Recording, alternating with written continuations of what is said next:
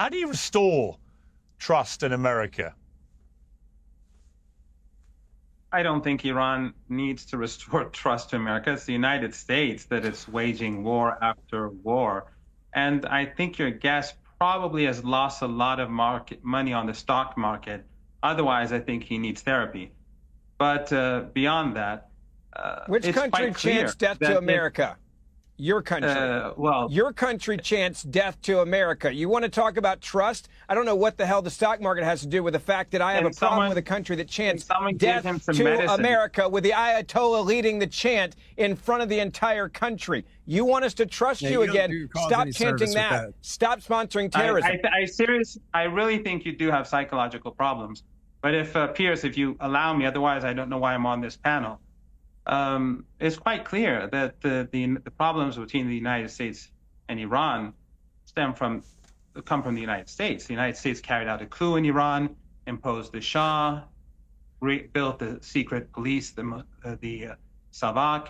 Then the United States supported Saddam Hussein in his war against Iran. The West gave Saddam chemical weapons. I survived 2 chemical attacks.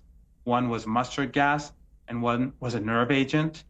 And the West collectively was behind Saddam. First of all, we all know who created Al-Qaeda.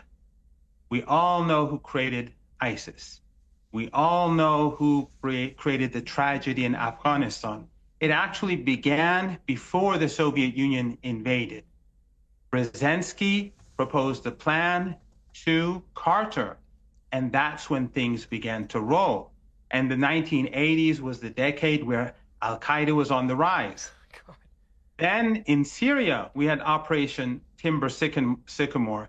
Your American guest speaks about who do I condemn terrorism. In Operation Timber Sycamore, the terrorists which they supported in Libya and destroyed Libya, which today is a destroyed country, those terrorists were taken to Turkey and also from Jordan to bring down the Syrian government.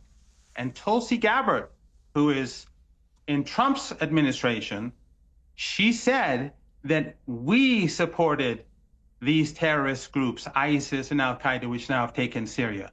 These are not the words of an Iranian. Other than that, what we're seeing in Gaza, you've gone over this many times. This did not begin on October the 7th. This has been going on for decades. Let me ask you a question. Are you saying that Iran has never supported ISIS or Al-Qaeda? Is that what you're saying? Are you saying that Iran has never aided or abetted ISIS or Al-Qaeda, and somehow ISIS and Al-Qaeda has operated outside of the sphere or influence or money or weaponry coming from Iran? Are you insane, or is this just, are there people in the room pointing guns at you right now, and this is the propaganda you have to share? Pierce, Mr. Morgan. The Defense Intelligence Agency document of 2012.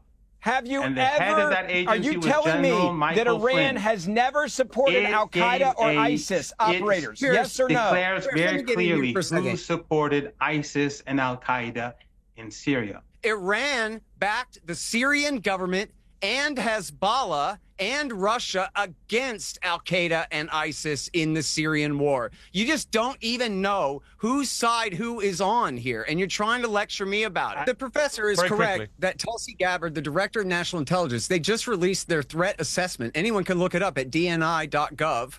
And their new threat assessment says Iran is not developing a nuclear weapon. They have not made the political decision to begin to make a nuclear weapon. Your other guest says that they're just such a crazy, irresponsible power. But quite factually, they mastered the fuel cycle. Leon Panetta just said it accurately. 20 years ago. They are weeks away from being able to create one. 20 years ago, and they still have not. I'm not a big fan of Panetta, by the way.